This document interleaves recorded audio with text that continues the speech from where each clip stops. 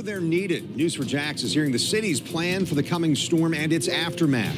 Critical information that could save lives. You're watching News4JAX at 5.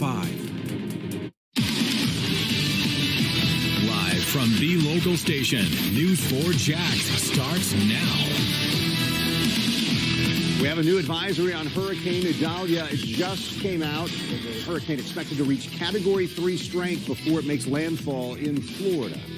And this is new video out of Fort Myers Beach. People there already dealing with the high waters and flooding. Now let's take a live look at the Steinhatchee River. This is in northwest Florida. Rain already has started in that region. So right now, Idalia is expected to make landfall in Florida early tomorrow morning and then make it to our area by early afternoon. Take a look. New video out of Key West. Lots of rain and wind there today. That wind blowing the rain all over the place. And now let's take a look at this video from NASA. The International Space Station flew over the storm earlier today, giving us an out-of-this-world view from above. This storm now spans more than 300 miles wide. We have coverage from the Big Bend all the way to our coast. We begin with the Weather Authority Chief Meteorologist Richard Nunn with the latest advisory from the National Hurricane Center. Richard? Hot off the presses there from 5 o'clock. And what we're seeing here from the look is an increasing size and strength. So when David had this at 4 o'clock, it was a 90-mile-an-hour storm, gaining 10 miles an hour, 100-mile-an-hour storm with gusts that are putting us at 120. So the gusts are taking us to Category 3, and that's where the storm is aiming as it continues to make its way across the Gulf of Mexico. Hits that very warm band of water here, gets into an area that's even further conducive for further growth and strengthening, and it's a Category 3 all the way up to and around where we just took that shot from the Steinhatchee Marina. This is the area here. So originally it was around Cedar Key. It's continued to lift a little bit more to the north, so it does look like it's going to be a major impact into that area where it looks calm right now. It will not be come tomorrow morning as it closes in before sunrise. By the time we get to about 2 o'clock in the afternoon, we're still talking about an 80-plus mile-an-hour storm that will be sitting basically somewhere in and around Charlton, Ware, and Clinch and Eccles County. Here's where we'll start to see some of the first of our tropical winds. So I'm talking about the gusts that are going to be at least 40 miles an hour. And just to cover a couple things real quick, when we'll be using these terms quite a bit, when we're saying tropical storm gusts, we're talking about winds that are associated with tropical storms. So anywhere between 40 miles an hour all the way up to 73. I think once we start seeing some 70-mile-an-hour gusts, we'll just call them hurricane force, because by that point, we're splitting hairs over a mile or two. But here, this area of yellow would be saying tropical storm gusts. So anywhere in that 40, 50, 60-mile-an-hour range,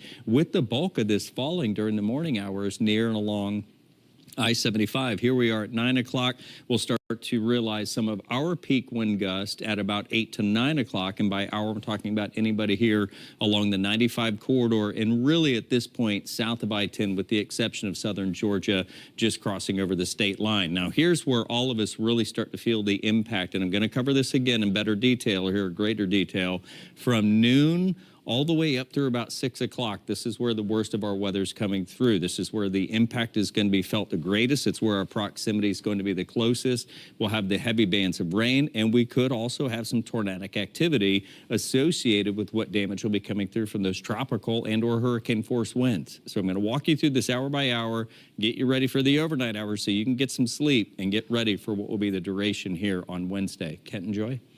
Thank you, Richard. And here in Duval County, Mayor Donna Deegan says she doesn't anticipate evacuation orders to be needed, but shelters are open for those who need them. News4JAX reporter Jim Piggott joining us now to show us how the city is preparing for this storm. Jim. You know, we've seen a big reaction from the city, a big reaction from the sheriff and fire department, but for the rest of us, you and me, not so much.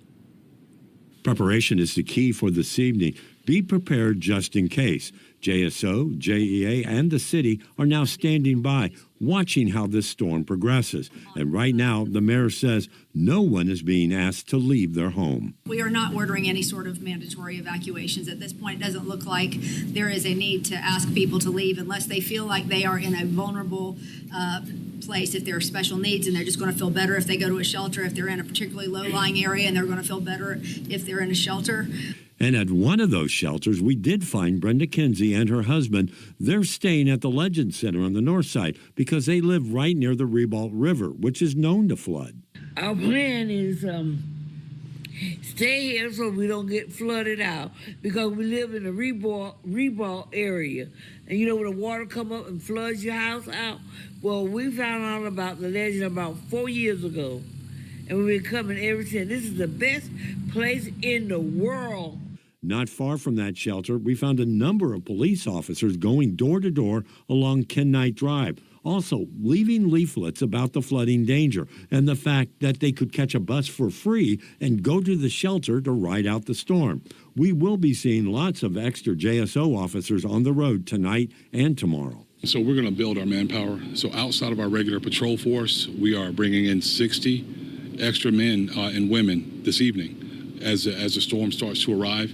And then tomorrow morning we'll have 100, and they're going to be split completely in half, 50 on the west side of the river, 50 on the east side of the river. They're going to swap out with another 100 tomorrow evening. And this afternoon, the Urban Search and Rescue Team, made up of members of the Fire Department, Sheriff's Office, and Public Works, were also preparing. We have our Urban Search and Rescue Team, this is going to be their base of operations, and they're ready to respond to. We have a catastrophic event, a building collapse or a tree get on a house or something like that. We have our our ERAT teams, our emergency road access teams. They will be deployed to 5 different locations around town, spread out. Their job is to go in as soon as the storm starts passing, to blow open the roads, to let emergency vehicles get down those roads and respond to the 911 calls that come in. And then the last thing we have here is our swiftwater rescue teams. There'll be one station on each side of the river, and those are in place in case we have somebody that gets trapped by high water. Lots of preps by the city, but we did also catch up with people at our stores doing what they can. But there didn't seem to be a sense of urgency. So you're not really worried about it, but you're getting stuff just in case? Yeah. Just in case. Yes, just in case, just to be prepared.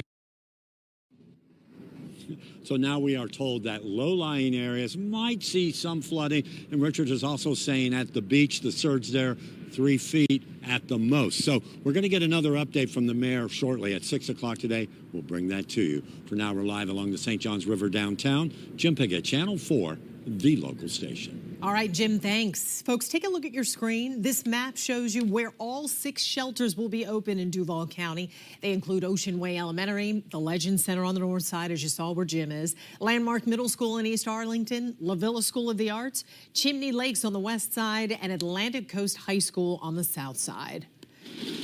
Here's a look at crews setting up that shelter at Landmark Middle School this morning. That shelter is pet-friendly, as is the one at Chimney Lakes. And the shelter at Atlantic Coast High School is ready to accommodate people with disabilities. If you need a ride to any shelter, JTA buses are running only to shuttle locals in need to shelters, not for their regular routes. The City Rescue Mission offering a free shelter for those who may be impacted by the storm.